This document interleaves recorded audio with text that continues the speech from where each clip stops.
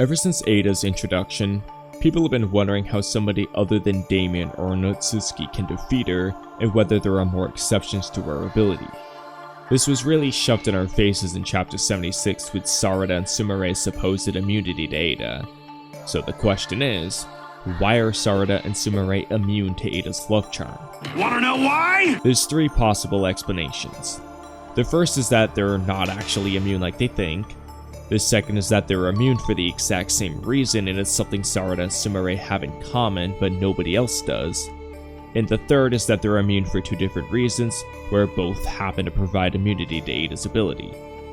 A lot of you will probably be quick to say that the first option is wrong because Eida and Sumire said they're immune and Shikamaru said they'll have to fight Eida if she turns on the village. But honestly, they don't actually have any proof that they're truly immune, and some of what Sumire said in Chapter 76 was just blatantly wrong. So while it would be pretty stupid if they're captivated after all that build-up, I don't want to ignore it completely and I'll come back to this at the end of the video. Now before we get deeper into the Sarada and Sumire stuff, some additional weaknesses we've seen that Amado didn't tell everyone about in Chapter 75 are that you can attack Eida if the attack doesn't inflict harm on her, as we saw with Shikamaru in Chapter 69, and that you need to make eye contact with Eida for her ability to initially take effect based on Chapter 74, which I did a whole video talking about. So if your vision is bad enough that you can't see her eyes clearly from where you are like how Shikadai couldn't, you would be immune until you got close enough to see her eyes clearly, which is exactly what happened with Shikadai in Chapter 76. And since the ability is linked to visually seeing Eida's eyes, if you just never looked at her because you kept your eyes closed at all times around her, you should never become captivated by her. So somebody like Naruto with Sage Mode could close his eyes and fight her with no constraints, as long as he never looked into her eyes previously. Although Naruto is in another dimension now, so that probably won't be relevant anymore since Mitsuki was already captivated by Eida. So unless Kabuto comes in clutch to save the day, they probably won't make use of that weakness. But then you have Sarada and Sumire, who were literally inches away from Eida talking to her in her bedroom, yet they're still supposedly immune to her ability, which is supposed to entrap everyone except for blood relatives in Otsutsuki. Now Sarada probably isn't Eida's direct blood relative and she's probably not an Otsutsuki, or else Boruto was already an Otsutsuki before he got the Karma Seal, and Himawari, Naruto, Sasuke, and maybe even Hinata are all Otsutsuki too, which I doubt is the case, or else Momoshiki would have said something a long time ago. And let's be real, Mitsuki is probably more Otsutsuki than Sarada is with all his tonary similarities, yet Mitsuki was still captivated by Eida. So there's probably more exceptions to whom Eida can entrap than what we've been told. Now Eida may or may not know about this, and Amado already tried hiding exceptions to Eida's ability from Shikamaru before, and he withholds information all the time, so nobody would be surprised if he hid more exceptions and weaknesses yet again. Some of which might be making himself immune to Eida if he's not captivated by her either. So now we have to ask if Sarada and Sumire are immune for the same reason or not. If it is the same reason, it needs to be something those two have in common. And the only major thing they have in common besides being girls is that they both like Boruto, who's an Otsutsuki. I mean, what else do they have in common that might relate to this? Being girls doesn't matter, as seen by Delta and Chocho and explained by Eida, whereas this theory involves an Otsutsuki and they both seem to share the same feelings towards one, so I can see why so many people have brought this idea up. I personally hate it. I hate it a ton and I hope it's not what happens, but it is plausible, and the idea would be that their love for an Otsutsuki basically overwrites Eida's enchantment. And since they're the only people who like Boruto romantically that we know of at least, that would be why they're the only ones who are immune besides blood relatives in Otsutsuki. There are a lot of weird things with this whole idea though that make it pretty questionable. The first is the vagueness of it. Like, where do you draw the line? Code absolutely loves and worships Otsutsuki, but that doesn't seem to protect him from the ability. And Mitsuki cares a ton about Boruto, since he's literally Mitsuki's son who gives him light to illuminate the darkness as the moon, basically teaches them how to be a human, and he also might have a little Otsutsuki DNA in him on top of that. but he still wasn't immune to Eida's ability either. So it seems to be specific to romantic feelings if this turns out to be true. But at the same time, Chocho has made it clear that she thinks Kawaki is hot several times in the manga and anime, and in chapter 74, she said Eida is her rival because Eida is after Kawaki, meaning Chocho is after Kawaki too. I know the Chocho thing is really just a gag thing to make us laugh, but Chocho does romantically like Kawaki, yet she still got captivated by Eida too. So where do we draw the line here? Having a crush on Kawaki didn't save Chocho, caring about Boruto more than himself didn't save Mitsuki, and worshipping the Otsutsuki to death didn't save Code. So why would liking Boruto be so different for Sarada and Sumire? Does Chocho just not like Kawaki enough to be immune? I just don't like it, to be honest. Furthermore, Amato also included Eida and Daemon in the Otsutsuki lot in chapter 74, which is how he explained Eida's ability to fly. So if somebody genuinely liked Eida or Daemon, shouldn't they be immune to Eida's love charm too in that case? Take Code for example. It seems like he might genuinely love Eida now, but he's still captivated by her ability, which is why he couldn't kill her when he wanted to at first. And Eida even acknowledges that Code's feelings for her might actually be real in chapter 71, she just doesn't care and she's had enough of Code. So do you have to love an Otsutsuki before you ever meet Eida for this immunity to apply? If you become captivated by Eida then love another Otsutsuki, does that break you out of her enchantment, or is it too late? And even then, Chocho liked Kawaki before she met Eida, and that didn't help anything for her. So why does this only seem to apply to liking Boruto? It feels like they're cherry picking if they go this route, and I just don't like the concept at all. But I do think there is a decent chance this does turn out to be true, whether I like it or not. So that idea is if Sarada and Sumire are immune for the same reason, as Sumire admitted she likes Boruto, and it's been heavily hinted at that Sarada does too. But what about if they're immune for different reasons? This is where things get more interesting and what I think and hope is actually the case. I'll start with Sarada because that's the easy answer that I've already given an idea for in the past, and that's her glasses. Think about it. Amato seems like he's immune to Eida too. And what's he always wearing? Glasses. I know there's the theory that Amato has Shibai's Karma Seal or Urashiki's Karma Seal, and he's actually an Otsutsuki too, but we don't know that for sure, so we can't say which is more likely yet. What I do know though, is that Sarada and Amato both seem immune to Eida and they both wear glasses. And if Sumire hadn't been with Sarada when Shikadai got affected, I'd probably have doubled down even harder on the glasses theory. Obviously she was there though, which made me pump the brakes on the idea a little bit, but the idea would be that the glasses act as some sort of barrier that prevents the connection between you and Eida that occurs when you make eye contact with her, whether that's a ray of chakra from her eyes, a photon beam of light, pheromone particles, or whatever, where it then disrupts your chakra or senses or whatever it's doing when it's doing its thing. The glasses might just be like a wall blocking that connection. Just like how in Sasuke Retsuden, Sasuke's Sharingan Genjutsu didn't work on Director Zansul because of his glass eyes, which likely acted as a barrier that prevented Sasuke from controlling Zansul's chakra via Zansul's optic nerves, perhaps because the glass eyes themselves didn't contain any optic nerves or chakra to control in the first place. I don't know how it works when you have glass eyes, I'm not an eye doctor or anything. So glasses might act in a similar manner when it comes to Eida's love charm, which bears similarities to Genjutsu like Kodo Amatsukami, but also has its differences from Genjutsu. So we can't say whether they all have the same weaknesses, but you get the idea. We really just need to see Katasuke interact with Eida, and that'll give us our answer.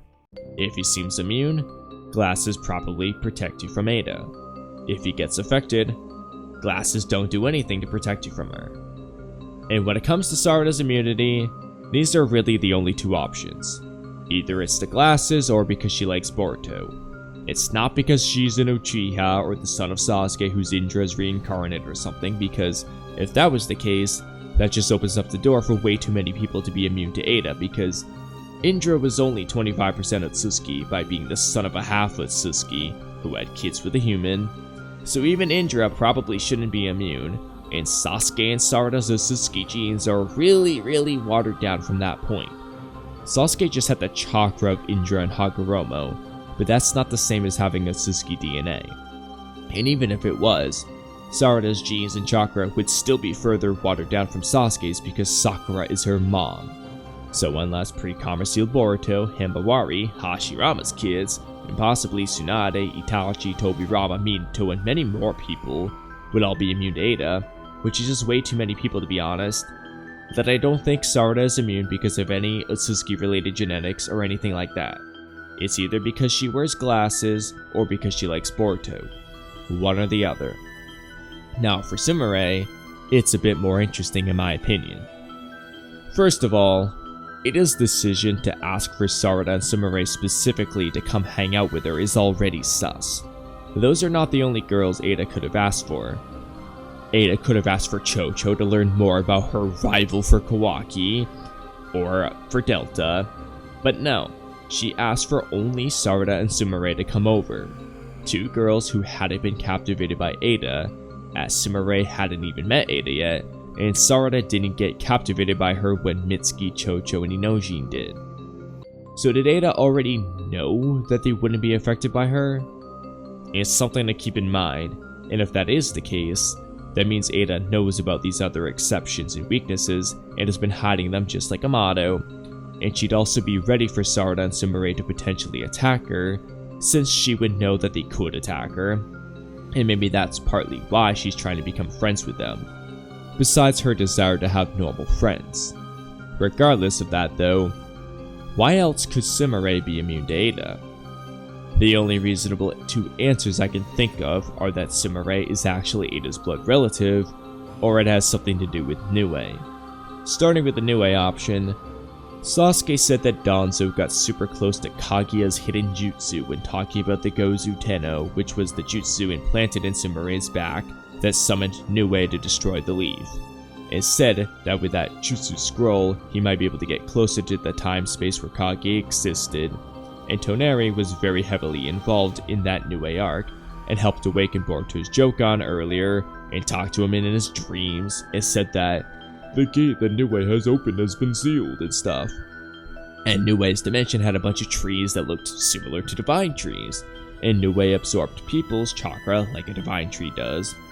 So the point is that Nue is clearly connected to the Otsutsuki one way or another, and Sumire had the jutsu called the Gozu Tenno implanted into her that would summon Nue and make him explode, which may have somehow made her immune to Eida's love charm. You might be wondering how this all works out, But how? I don't get it! but don't ask me for the details. I don't know what to tell you. I'm just saying maybe it could be why Sumire is immune. And it would be a cool way to bring Nue into the story, as Sumire hasn't shown or mentioned Nue a single time in the manga yet, but she still has Nue in the anime. Alternatively, a simpler and more likely answer would be that Sumire is actually Eida's blood relative. Her cousin perhaps. Unlike Sarada, we know very little about Sumire's parents other than her father being a former member of Danzo's foundation, and we know nothing at all about Eida's family. So it's really not that hard to write Sumire as Eida's cousin. And Eida never specified how close of a blood relative you need to be immune to her. So as far as we know, a cousin should be good enough. In addition, Eida's demand for Sumire to come over was a little bit strange and different from Sarada. Eida said there weren't enough girls here so she can't express herself properly, then says, "Sarada is nearby, isn't she? Call her over. Kakie too." Boruto then gets confused and Eida says, "Sumire Kakie. Her too. Summon them right now." So Sarada happened to be the closest girl nearby, and that's the reason Eida gives for asking Sarada to come over. But Sumire wasn't nearby. She was back in Katasuke's lab, and Eida called her by her last name Kakie for some reason, and then her full name Sumire Kakie when Boruto was confused about who Eida was talking about, rather than just saying her first name Sumire like she did with Sarada. Why did Eida specifically ask for Sumire? And why does she refer to her by her last name? And it really does feel like Eida asked for those two because she knew they wouldn't be affected by her, which would allow them to be normal friends like she wants. Or at least, she may have suspected they would be immune and wanted to confirm it. For Sarada, it would be because she wears glasses like Amato, who seems like he's immune, although I'm not sure if Eida knows that Sarada's immune or not. And for Sumire, it could either be because Eida knows about Nue and thought it would make Sumire immune, or because she knows Sumire is a blood relative of hers. And I mean honestly, Eida and Sumire look plenty enough alike to be cousins. They both have bangs and colorful hair, and a lot of their features are similar. The main things that make them look different are really just Eida's Senrigan eyes that look so vastly different from Sumire's normal looking eyes, and how Eida dresses a lot more fancy than Sumire does. Furthermore, as I've explained with Kawaki, Amato, and Shibai in the past, the name of a Naruto or Boruto character can oftentimes give you major clues about their personality, future for the series, or the inspiration behind the character. It's pretty common for their names to either mean an important word or be named after a folktale or a god. And when it comes to Sumire, there might be something interesting going on here. Her first name just means violet, which obviously isn't that important, it's just the color of her hair, but her last name is the part I'm interested in. The word kakie in Japanese can be translated to family line, family lineage, family tree, or genealogical, all of which basically mean the same thing, which is family lineage. And if you look at how the word kakie is used in various sentences, it basically means family in most contexts, such as to say his family, or a musical family, or a tall family, or whatever. Now, I'm not a Japanese speaker, and I didn't read the Japanese version of the chapter, but when Eida said kakie 2, I'm wondering if our Japanese readers could have read it as family 2, before Eida clarified that she meant Sumire kakie. Obviously, the English readers knew she meant Sumire, but if anybody knows Japanese and has read or can read the Japanese version of that chapter, I'd love to hear your thoughts on this part. Because if it could be interpreted as family 2, that's a huge hint for Eida and Sumire being blood relatives. It also would explain Boruto's confusion about her saying kakie, because if she said family 2, he might have been like, huh? Family? Who are you talking about? It might not mean anything in the end, but I definitely think it's at least worth keeping an eye on, as Eida did specifically call out Sumire even though they had never met previously, so there was obviously a reason why she wanted Sumire there. Furthermore, not that this means everything in the world, but the one person who continuously seems to understand Eida's perspective, even before meeting her, is also Sumire. She's the one who correctly guessed why Eida wanted to date an Otsutsuki who was immune to her ability, when everybody else thought it was stupid. And she's never shown thinking that Eida's obsession with Kawaki is stupid like Sarada does. So Sumire and Eida seem to be on the same wavelength on a lot of things, which could also be why Eida wanted Sumire to come over. And maybe that's cause they're family and just get each other. At the very least, they might get pretty close to each other because of that connection and bond they're building. So personally, my hope is that Sarada is immune because of her glasses, and Sumire is immune because she's Eida's blood relative. However, as I mentioned at the beginning of the video, it is possible that they aren't even actually immune, and some of what Sumire said in chapter 76 is just blatantly wrong. Sumire said that those who become Eida's captives can't even think about attacking Eida, but this is just not true at all. Both Shikamaru and Code tried to kill Eida, which required them to think about killing her. You can't doubt that they thought about killing her, they literally have dialogue proving it. But the ability still stopped them from doing it, of course. Back in chapter 57, Code was mad at Eida for ignoring him and said if she can't concern herself with him, then he'll just kill her. So clearly was thinking about it.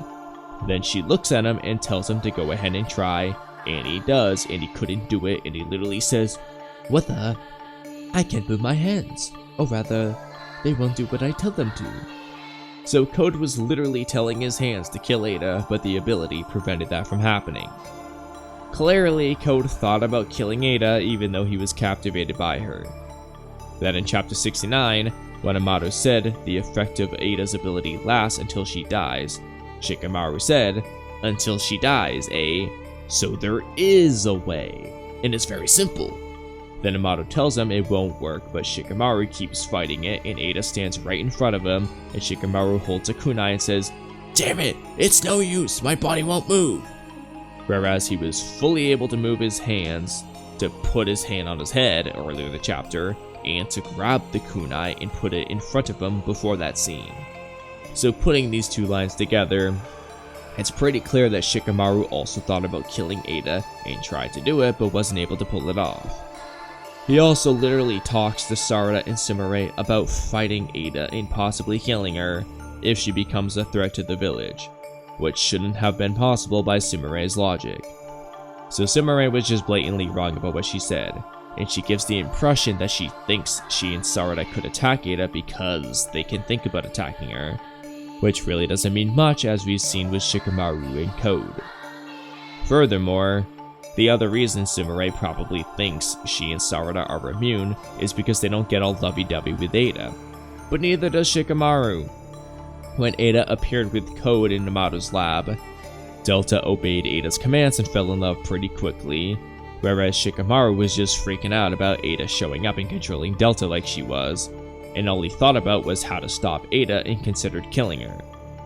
And in chapter 74, when Eida and Daemon arrived in the village, Sai and the others were blushing and noticeably captivated by Eida, whereas Shikamaru acted exactly the same as always and was straight-faced and stern, and the only thing that caught him off guard was Eida flying, which he didn't know she could do. The only symptom Shikamaru has ever shown was an inability to kill Eida when he tried to, which Sarada and Sumire both have not tried to do yet. So until they punch Eida in the face or fire some sort of harmful attack at her, we really can't say for sure that they're immune, and not just like Shikamaru where they're captivated but don't really seem like it in most situations. Sarada also said she felt an incredible force from Eida, which may have just been her overall power and presence, but it's still something to keep in mind. That being said, like I said before, this would be pretty stupid, and probably isn't the case based on how they're writing the story, unless Kishimoto is just trying to troll people. So they probably are immune, but I wanted to mention that stuff anyway just in case. So overall, there's 4 possible options regarding Sarada and Sumire's immunity to Eida's love charm. The first is that they aren't actually immune. The second is that it's because they both like Boruto, who's an Otsutsuki. The third is because Sarada wears glasses and Sumire has Nue. And the fourth is because Sarada wears glasses and Sumire is actually Eida's blood relative. I personally think it's that fourth option and think that's the most likely, but I'd be okay with the third option. The first option would mean most of chapter 76 was a waste of time, and I really just don't want it to be the second option. I'm just not a fan of Sarada and Sumire being immune because they like Boruto. Even without the potential inconsistencies and cherry picking with Boruto that I mentioned earlier, I straight up just don't like this plot point, so hopefully that's not what happens. I want to hear what you guys think though. Why do you think Sarada and Sumire are each immune? Do you think it's because they both like Boruto? If not, do you think Sarada is immune because of her glasses or something else? And for Sumire, do you think it's because of Nue or because she's actually related to Eida or because of something else? And do you think Amato is also immune to Eida but nobody has called him out on it yet? Let me know in the comment section below, but that's a wrap on today's video, so thank you guys for watching until the end. You might be immune to Eida, but you're not immune to me. So subscribe, leave a comment, like the video, become a member, and hit the bell icon for notifications.